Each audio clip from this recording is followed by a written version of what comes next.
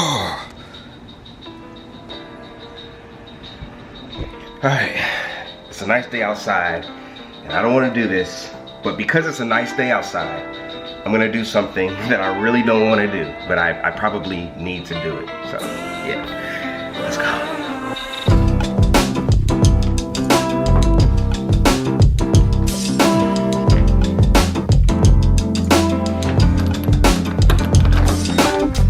Yep, I'm running.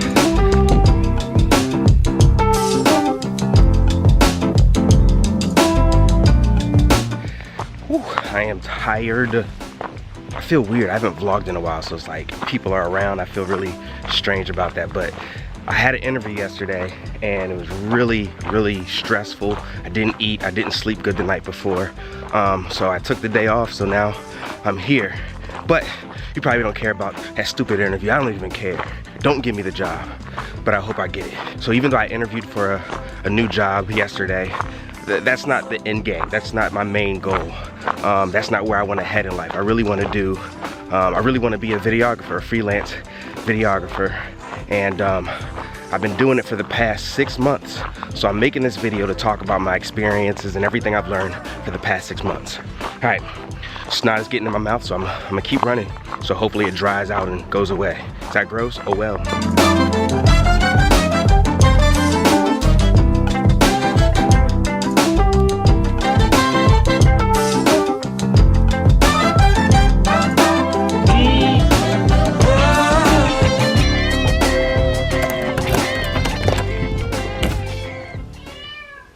I'm too tired for this. Please, please, sir. Please, I need water. Water. Hey, yo, man. There's water in the fridge. Oh, word? True. My bad, y'all. I'm gonna go get some water. Good.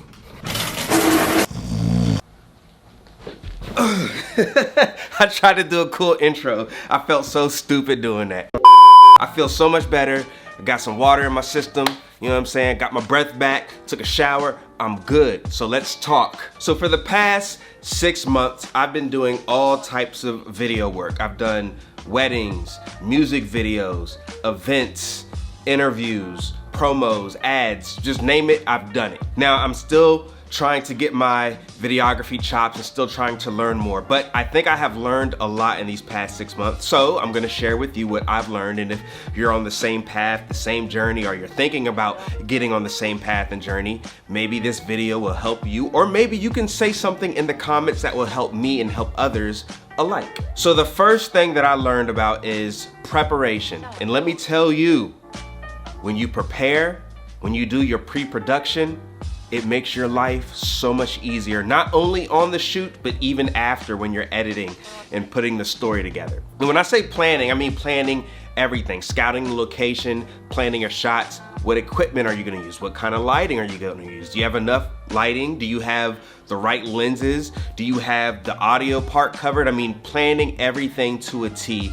And I've also learned with the planning that nothing ever goes as planned. So the more you plan, the easier it is to adapt to those unforeseen things that may happen. Please plan everything. And if you don't, take this hand and smack yourself as hard as you can and then plan. All right, the second thing is when you're taking jobs in the beginning, don't chase the money. And I'm not trying to promote just doing free work just for the sake of doing free work because you're new. You know what your skill set is and what kind of job you can do, even though you haven't had any clients yet. But don't get so focused on how much money you can make doing what you do. In the beginning, a lot of times, free work can turn into paid work. I just did a wedding in January that got me a client that I just did 2 days ago. And that was paid. The first was free, this one was paid. If I would have been like, no, they're not paying me, I'm not doing it, I would have never got this client. So sometimes take a step back, look at the larger picture. Sometimes you just need work for your portfolio. The other important thing to look at is sometimes building relationship. If you do something for someone and you do a really good job and they come back and they want you to do something else, well, now you can negotiate a little bit. The thing is, sometimes people love working with you so much, they don't want to look elsewhere for a better deal. They just want to work with you because you're who you are. You know what I'm saying? So in short, be amazing like me. No, I'm just kidding. So staying on the topic of money, one thing I learned is to either rent gear or buy things one at a time. Videography is an expensive service industry to be in. We all know it. And I don't think it's worth going into debt over. You can be smart about being able to purchase the gear that you need. The gear that you need, not that you want, the gear that you actually need. Technology is always getting better and better. New cameras, new lenses, new microphones, new gimbals, new lighting. You go on YouTube and you're looking at these reviews and people are like, oh, this makes my job so much easier. You should get one too. And then you look at the price and it's like $1 kajillion and you're like, where am I supposed to get that? I've learned to take a step back and just buy what you can. Always pick one thing to get and work your way up to that. Take jobs, save the money from those jobs, buy the gear you need. Or don't eat out for a few months, take the money that you would use to eat out, eat peanut butter and jelly sandwiches and save up. That's how I got my first camera. Renting gear is also a great option. It'll save you a bunch of money. All right, I need to see what time it is real quick. And it is, I gotta go play drums, so we'll finish this in the car. All right, so I'm on my way to church, but the next thing was, I believe it was, and this is gonna sound like I'm contradicting myself, but I'm really not, and that's learning to say no because you're not getting paid. And the reason I say that is because we are beginners. Yes, sometimes it's important to do free work so you can build relationships or so you can build your portfolio, but also don't let people take advantage of you. A lot of people don't understand how much goes into videography, and you know, when they know that you're new, or even if, because you should always be honest about that, but when they know that you're new, sometimes they want to say, can you do this job for little to nothing? And it's just like, even though I'm new, like I know what I'm doing, you have to pay me what's deserved.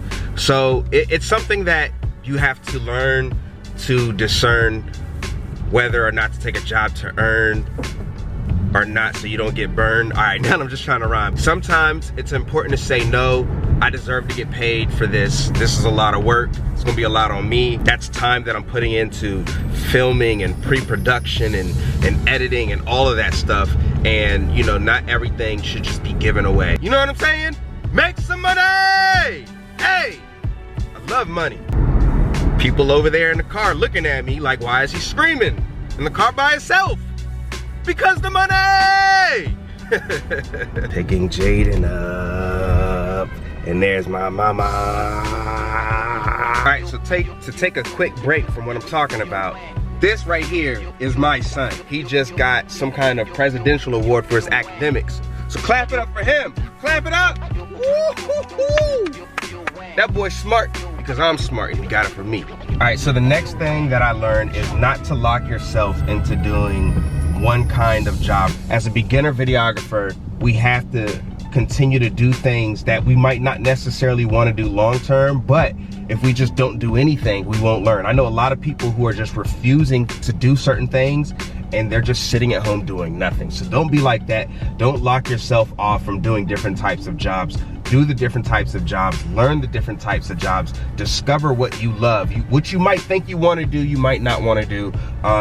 And that's my 2 cents on that.